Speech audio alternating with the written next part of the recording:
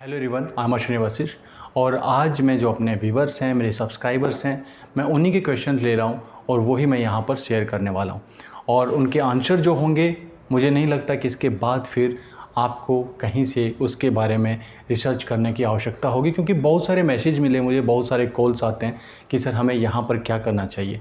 मैं उन्हीं के बारे में आप लोगों से आज डिस्कशन करने वाला हूँ। सबसे पहले आता है पार्किंग।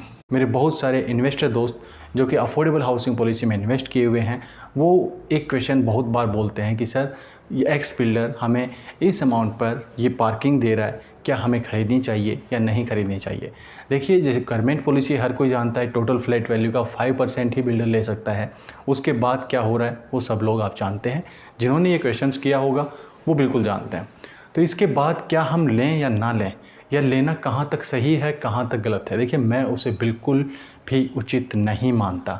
अब बिल्डर इसको जस्टिफाई भी करता है, और किस तरीके से कि भाई जहाँ डिमांड होगी वहाँ पर किसी चीज़ की वैल्यू के बारे में बात करना भी गलत है, क्योंकि वैल्यू तो अपने आप बढ़ेगी। भाई मेरे प्रोजेक्ट में मैं 5% टोटल पार्किंग देने वाला हूँ, तो यहाँ पर और लेने वाले कितने हैं, यहाँ पर जो इन्वेस्टर हैं वो कितने हैं, आप देखिए टोटल फ्लैट कितने हैं, तो इस हिसाब से वैल्यू तो बननी है।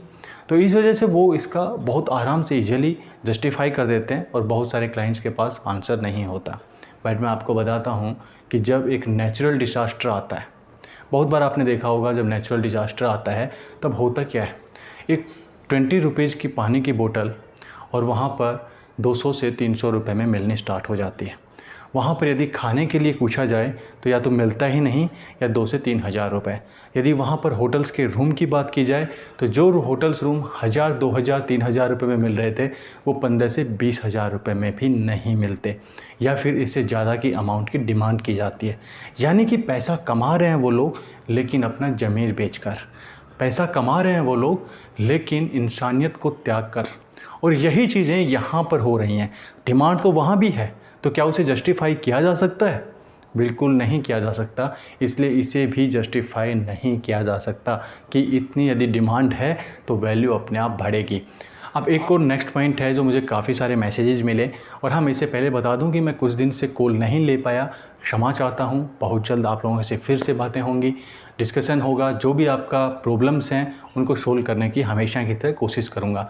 सो अब ये है कि बहुत सारे मुझे मैसेजेस मिले कि सर ये बिल्डर यहाँ पर हमें फाइबर लाइन के लिए कोई एक जो नेटवर्क कंपनी है उसी को बोल रहा है कि भाई यहाँ पे यही आ सकती है, दूसरी नहीं आ सकती कहीं। और जो बड़ी कंपनीज हैं उनको वो लोग परमिशन नहीं दे रहे, चाहे वो एयरटेल हो, वोडाफोन हो, आइडिया हो। वोडाफोन आइडिया तो एक हो ही चुकी हैं, या फिर जियो हो, उनको वो परमिशन ही नहीं दे रहे, अलाउ ही नहीं कर रहे कि आप अंदर आकर और अपने यहाँ पर अपना जो इंटरनेट की सर्विस है वो दे सकते हैं।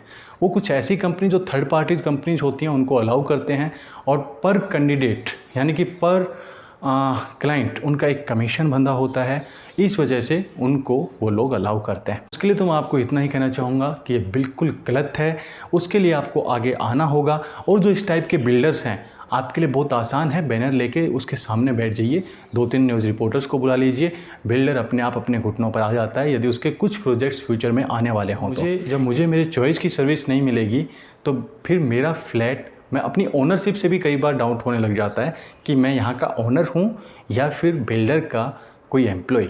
सो यहाँ पर आप बिल्कुल उसका विरोध कीजिए। अब मुझे कुछ क्वेश्चंस ये मिले कि सर हमारा जो बिल्डर है वो यहाँ पर हम कुछ चेंज करना चाहते हैं, कुछ नया करना चाहते हैं, जैसे कि हम टेम्पल बनाना चाहते हैं, तो हमारा बिल्डर हमारे लिए अलाउ नहीं कर रहा, तो हम क्या कर सकते हैं। बिल्डर की तरफ से रिप्लाई आता है कि जो मैंने ओसी मुझे मिला है उसमें टेम्पल कहीं भी नहीं था, और यदि मैं अब देता हूं तो मुझे प्रॉब्लम होगी।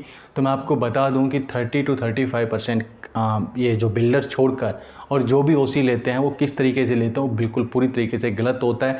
बहुत सारी जो वहाँ पर नॉर्म्स होते हैं, जो शर्तें होती हैं, उनको वायलेट किया जाता है, उनको तोड़ा जाता है, और उसके बाद ये लोग लेते हैं। किस तरीके से लेते हैं आप भी जानते हैं, लेकिन वो मैं यहाँ पर शेयर नहीं करना चाहता कि चलो ठीक है ओसी बिल्डर जल्दी ले रहा है तो कहीं ना कहीं क्लाइंट्स का ही फ़ायदा है, इसलिए हम उस पर बात नहीं करेंगे। बट जब वो अपने लिए इतना कुछ कर सकता है तो क्या वहाँ के रेजिडेंट्स के लिए एक छोटा सा टेम्पल के लिए भी अलाउ नहीं कर सकता।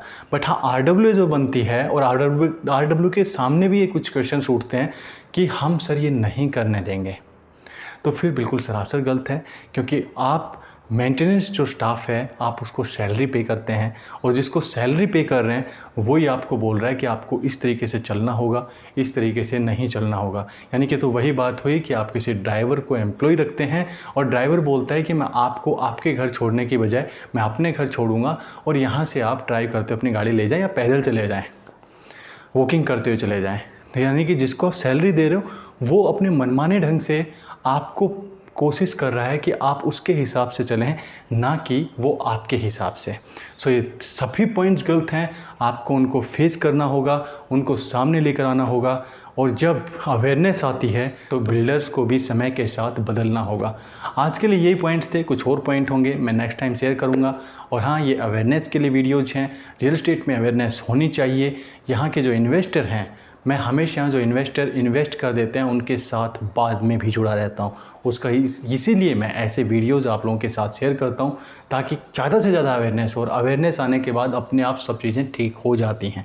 सो मिलेंगे फिर से नेक्स्ट टाइम किसी ऐसी इन्फॉर्मेशन के साथ, या फिर किसी बिल्डर या लोकेशन के रियल रिव्यू के साथ।